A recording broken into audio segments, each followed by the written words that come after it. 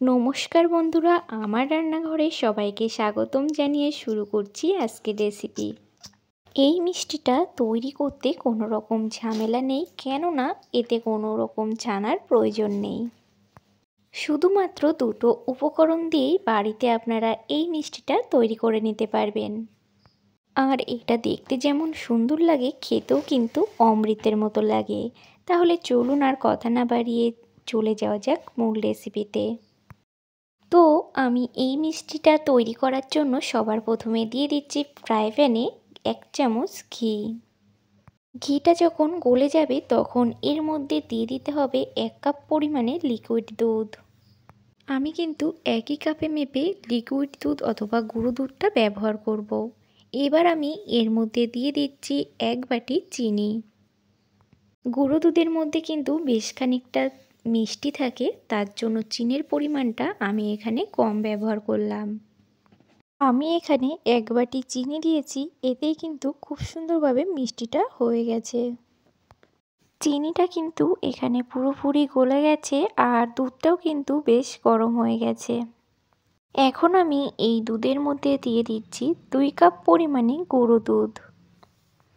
ঠান্ডা দুধের মধ্যে গুঁড়ো দুধ দিলে পরে সেটা মিশতে একটু সমস্যা হয়, তার জন্য আমি এখানে কুসুম উষ্ণ গরম দুধে এই গুঁড়ো দুধটাকে দিয়ে খুব ভালোভাবে মিশিয়ে নিচ্ছি। গুঁড়ো দুধটা যখন দুধের মধ্যে মিশে যাবে তখন আমাদের ক্রমাগত এটাকে নাড়াচাড়া করতে হবে, কেননা এই দুধটা কিন্তু আমাদের জমতে একটু সময় লাগবে না। 3 থেকে 4 মিনিট মতো এই দুধটাকে কন্টিনিউ জাল করছি। আর দুধটা কিন্তু এখানে অনেকটা পরিমাণে গাঢ় হয়ে গেছে।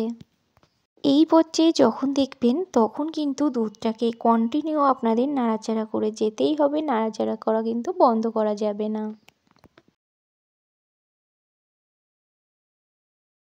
চার থেকে 5 মিনিট পরেই দেখতে পাবেন দুধটা কিন্তু এরকম একটা জমাট বেঁধে গেছে। আর এই সময় এটাকে নাড়াচাড়া করতে কিন্তু হাতটা আপনাদের ব্যথা হয়ে যাবে, তা বলে আপনারা নাড়াচাড়া করা কিন্তু বন্ধ করবেন না। যদি আপনারা নাড়াচাড়া করা বন্ধ করে দেন তাহলে দুধটা তলায় লেগে যেতে পারে, আর সেক্ষেত্রে কিন্তু মিষ্টিগুলো খুব বেশি একটা ভালো হবে না।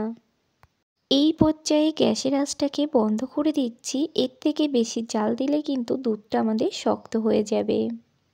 আর দুধটা ঠান্ডা হলে পরে এটা আমাদের আরও অনেকটাই জমাট বেঁধে যাবে। গ্যাসটাকে অফ করে এটাকে আমি একটা প্লেটের মধ্যে ঢেলে নিচ্ছি, দিয়ে ঠান্ডা করে নেব।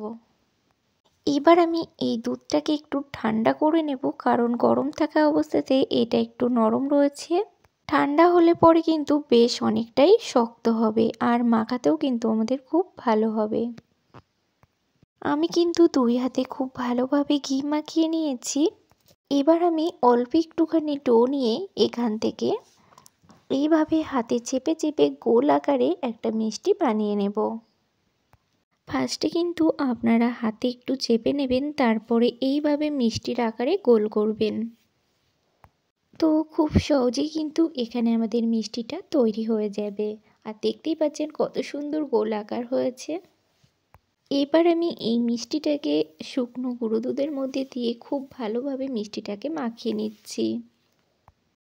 এইভাবে গুঁড়ো দুধ মাখিয়ে নিলে দেখতে কিন্তু বেশ সুন্দর লাগে, আর তাছাড়াও খাওয়ার সময় কিন্তু খেতেও বেশ লাগে। এইভাবে প্রত্যেকটা মিষ্টিগুলোকে গুঁড়ো দুধের মধ্যে খুব ভালোভাবে মাখিয়ে নিচ্ছি। তো সমস্ত মিষ্টি আমি এখানে একই রকমভাবে তৈরি করে নিয়েছি। এবার আমি মিষ্টিগুলোকে একটু সুন্দর করে সাজিয়ে নেব। তোমরা চাইলে এটা নাও দিতে পারো, আমি কিন্তু এটা সৌন্দর্য বাড়ানোর জন্য ওপর থেকে এইভাবে একটু একটু করে কেশর দিয়ে দিচ্ছি। আর এই কেশরগুলোকে কিন্তু আমি আগে থাকতে দুধের মধ্যে ভিজিয়ে রেখেছিলাম, যাতে কেশরের যে সুন্দর রঙটা সেটা যাতে মিষ্টির উপরে খুব সুন্দরভাবে লেগে যায়, তার জন্য আমি কেশরটাকে আগে থাকতে ভিজিয়ে রেখেছিলাম।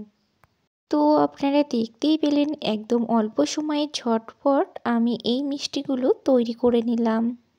আমার এই রেসিপিটা আপনারা কে কোথা থেকে দেখছেন অবশ্যই আমাকে কমেন্ট করে জানাবেন, আর রেসিপিটা ভালো লাগলে লাইক, কমেন্ট, শেয়ার এবং সাবস্ক্রাইব করতে ভুলবেন না। আমি এই মিষ্টিটা আপনাদের একবার ভেঙে দেখিয়ে দিচ্ছি এটা কতটা সুন্দর হয়েছে আর দেখতেও কতটা লোভনীয় হয়েছে। একবার যে এই মিষ্টির ভেতরটা দেখবে সে কিন্তু আপনার কাছে বারবার খেতে চাইবে। তার জন্য ঝটপট বানিয়ে ফেলুন আর দেরি না করে। আর আমি আপনাদের অনুরোধ করছি আমার এই চ্যানেলটাকে সাবস্ক্রাইব করার জন্য আর একটা লাইক করার জন্য। আর ভিডিওটা বেশি বেশি করে পারলে শেয়ার করবেন। তাহলে আজকের মতো এখানেই বিদায় নিচ্ছি। সুস্থ থাকবেন, ভালো থাকবেন।